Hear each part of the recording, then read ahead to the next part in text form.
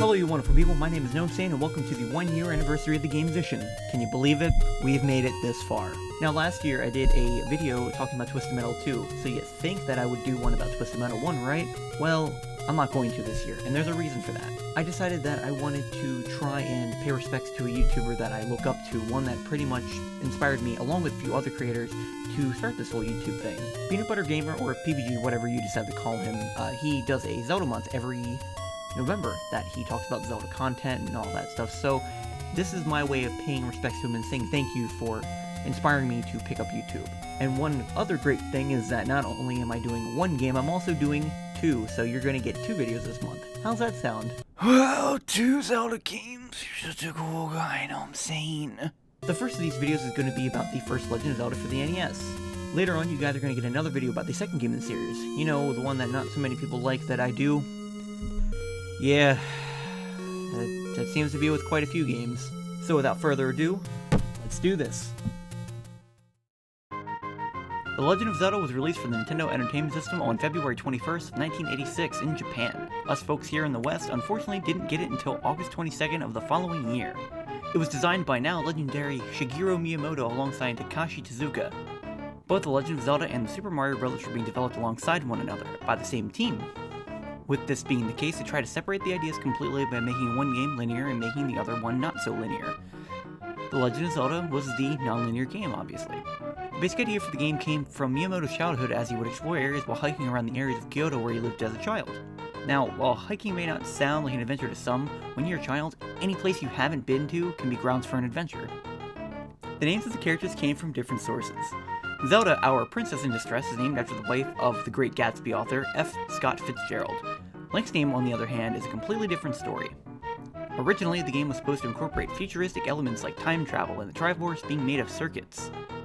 While some of these features would be implemented into later games, the name Link, from linking past and future together, was kept as the name of our beloved hero. While in Japan, the game was in floppy disk format for the Famicom's disk drive attachment. When we received it for our systems, it was in a cartridge format.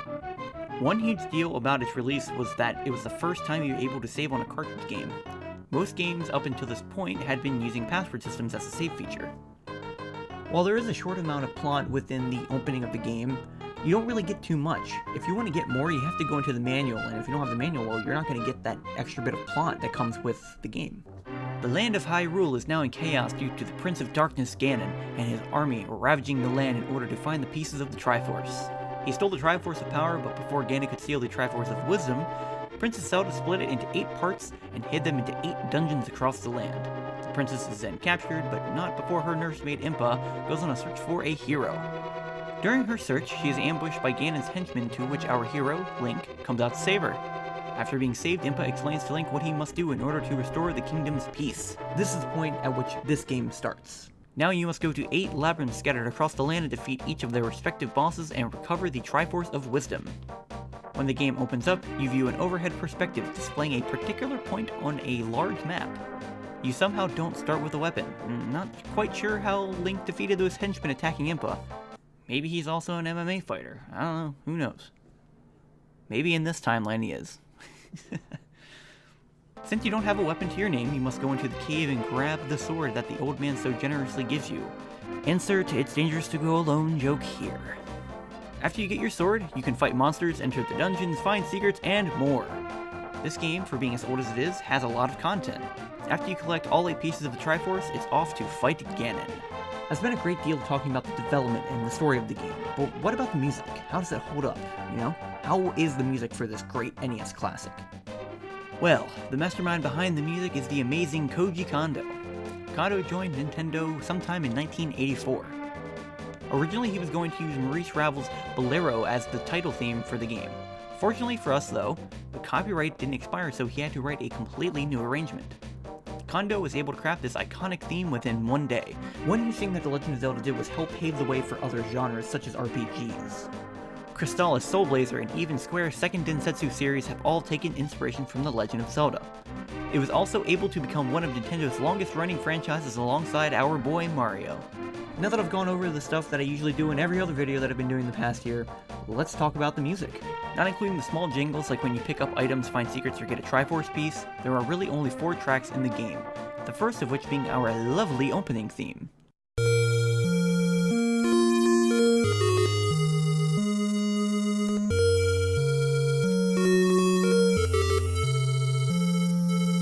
As your game turns on, you are shown the title screen.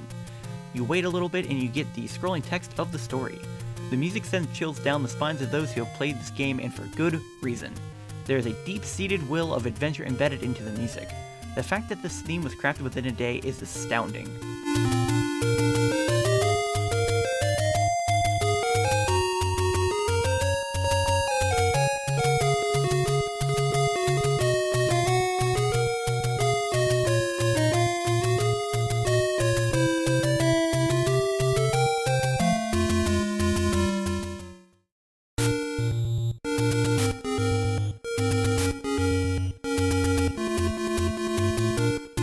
After you fill in your name, you're ready to start your adventure in the world of Hyrule.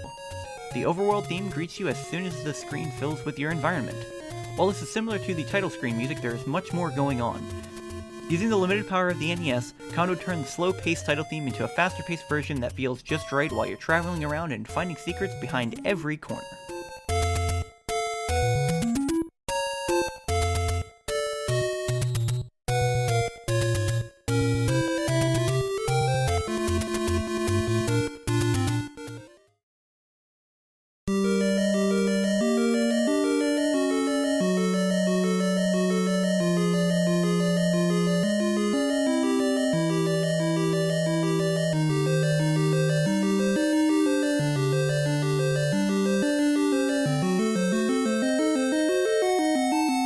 With the mix of the cryptic text you receive from the wise men and your own wit, you'll be able to find your way into the labyrinths containing the pieces of the Triforce.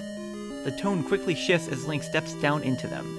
Instead of the adventurous, fast-paced feelings you were used to with the overworld theme, you receive an eerie dose of sound that plays into your new experiences as you attempt to find your way through the dark halls of each dungeon.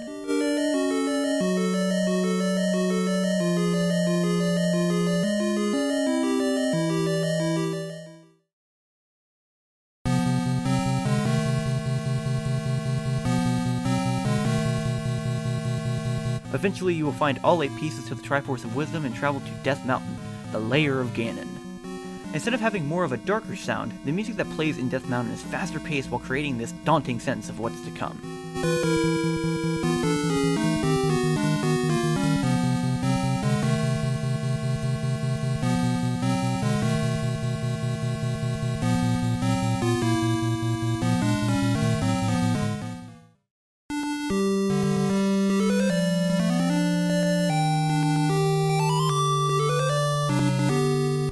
Well, there you have it.